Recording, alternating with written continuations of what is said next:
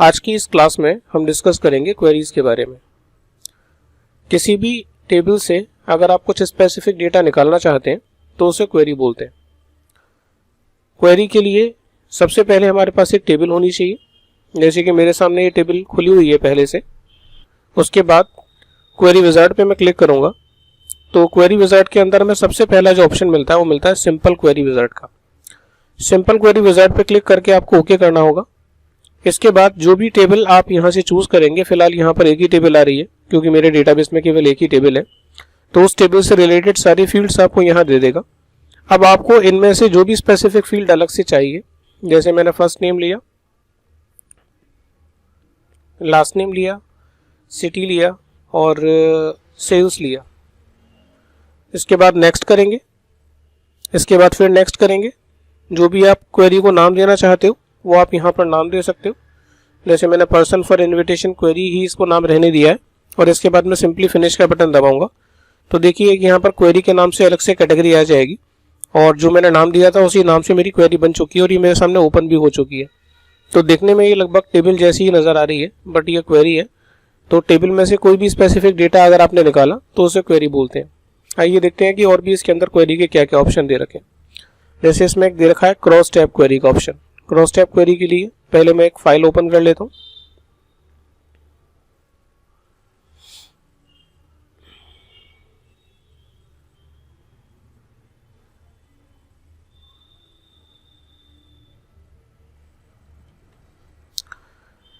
ये cross tab के नाम से मैंने एक फाइल स्पेशली बना रखी है। पहले इसको खोल के समझ लेते हैं कि इसमें मैंने एंट्री किस तरीके से करी है। जैसे स्टूडेंट्स के यहाँ नाम दिए हुए हैं, उनके सब्जेक्ट्स और मार्क्स, सोनम के, हिंदी के, इंग्लिश के, मैथ के, साइंस के, आर्ट्स के मार्क्स, फिर रिपीटली कपिल के, फिर नवीन के और फिर राहुल के। इसी तरीके से मैंने मार्क्स दिए हुए हैं। अब ये थोड़ा अनकंफर्टेबल फॉर्म में डेटा है, मैं चाहता हूँ कि एक साइड से नाम आ जाए और ऊपर से सब्जेक्ट्स आ जाए तो ज़्यादा कंफर्टेबल रहेगा। क्वेरी विजार्ड पे क्लिक करेंगे, क्रॉस क्वेरी विजार्ड पे क्लिक करेंगे। जो भी टेबल है वो यहाँ पर लिस्ट देगा आपको। फिलहाल मैं इसी टेबल को यूज़ करना चाहता हूँ, नेक्स्ट करूँगा। सब्जेक्ट पे क्लिक करके आप जैसे इसे नेक्स्ट करेंगे तो ये देखिए यहाँ सब्जेक्ट्स को दिखा रहा है। अगर आपको हटाना है तो इसे आप रिमूव कर सकते हैं। फिलहाल मुझे स्टूडेंट्स रखने थे यहाँ, तो स्टूडेंट्स पे क्लिक करूँगा मैं और ये बटन दबाऊँगा तो यहाँ स्टूडेंट्स के नाम दिखा देगा।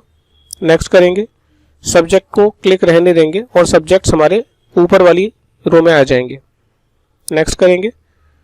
इसके बाद आप सब्जेक्ट्स में चाहते क्या है, सम चाहते हैं, मैक्सिमम, काउंट, व्हाटएवर जो भी आप चाहते हैं। जैसे मैं सम करना चाहता हूँ सभी के मार्क्स का, तो नेक्स्ट करूँगा। जो भी नाम डालना चाहते हैं वो नाम डालेंगे और सिंपली फिनिश का बटन दबाएंगे तो ये देखिए कंफर्टेबल फॉर्म में हमारा डेटा आ गया। लेकिन प्रॉब्लम ये हो रही है कि यहाँ इसके बाद तुरंत टोटल हो गया। जनरली हमने देखा है कि टोटल लास्ट में आता है, तो कोई प्रॉब्लम नहीं है, इसको आप उठा के सबसे लास्ट में डाल सकते हैं।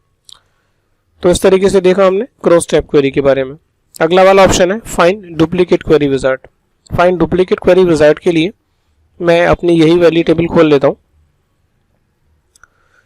पर्सन फॉर इन्विटेशन वाली। अब इसके अंदर डुप्लीकेट से मतलब क्या है, मिस्टर लिखा हुआ है और मिस लिखा हुआ है। मास्टर के नाम से कोई एक एंट्री नहीं है इसके अंदर, तो मैं एक काम ये करता हूँ कि यहाँ पर मैं लिख देता हूँ मास्टर। तो इससे रिलेटेड सारी डुप्लीकेट एंट्रियाँ मिल जा रही हैं मुझे, मिस से रिलेटेड भी डुप्लीकेट एंट्रियाँ कई सारी मिल जा रही हैं, लेकिन मास्टर मैंने क्योंकि अभी लिखा है तो इससे रिलेटेड मेरे पास कोई डुप्लीकेट एंट्री नहीं है। क्वेरी विजार्ड पे क्लिक करते हैं, फाइंड डुप्लीकेट क्वेरी विजार्ड पे क्लिक करके ओके करते हैं। टेबल का सिलेक्शन करने के लिए बोल रहा है, नेक्स्ट करेंगे। इसके बाद पूछ रहा है कि जो field, which field might content duplicate information. जो भी फील्ड डुप्लीकेट इन्फॉर्मेशन रखता है वो कौन सा फील्ड है। हमने कहा ये टाइटल वाला फील्ड है, नेक्स्ट किया, नेक्स्ट।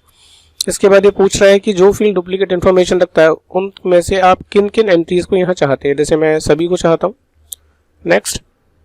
इसके बाद सिंपली फिनिश का बटन दबाऊंगा तो देखिए एक टेबल और हो गई क्रिएट यहाँ पर, सॉरी क्वेरी फाइंड डुप्लीकेट के नाम से, जिसमें कि मिस और मिस्टर यानी जो भी डुप्लीकेट्स है वो सब तो है, लेकिन आप देखिए मास्टर के नाम से यहाँ कोई भी एंट्री नहीं है। मैं एक एक करके ऊपर करता हूँ, आप चेक कीजिए यहाँ पे मास्टर के नाम से यहाँ कोई भी एंट्री नहीं है, तो केवल डुप्लीकेट एंट्री यहाँ मुझे शो कर रहा है। जो यूनिक एंट्री थी उसने मुझे यहाँ शो नहीं किया। अगला वाला ऑप्शन है इसके अंदर find unmatch query wizard. Unmatch query wizard के लिए भी मैं एक दूसरी टेबल बना के रखा हुआ हूँ, पहले उसे ओपन कर लेता हूँ।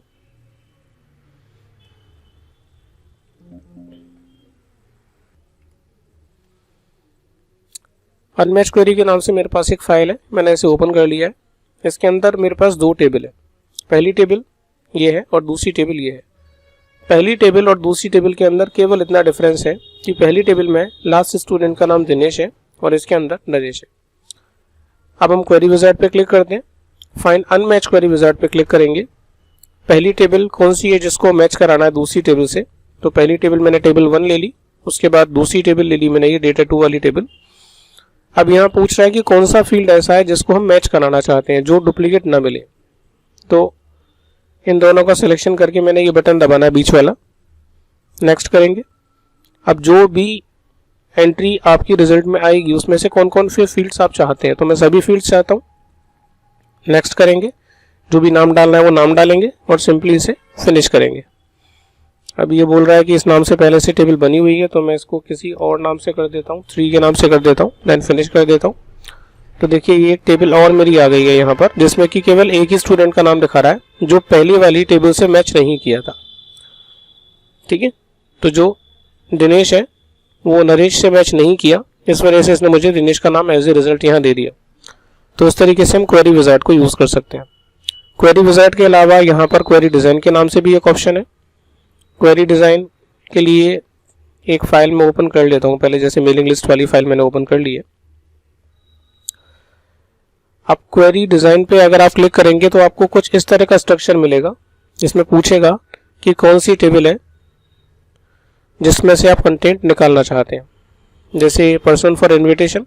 अब यहाँ पर जो फील्ड का ऑप्शन आ रहा है, इसमें अपने फील्ड्स को ऐड कराने के लिए, जैसे मैं टाइटल चाहता हूँ, मैं फर्स्ट नेम चाहता हूँ, मैं लास्ट नेम चाहता हूँ, मैं कंपनी नेम चाहता हूँ। तो जो जो चीज़ें आप चाहते हैं वो सब यहाँ पर शो ऑफ होने लगी। बाय द वे इनमें से कोई ऑप्शन आप नहीं देखना चाहते तो इसको ऑफ कर सकते हैं।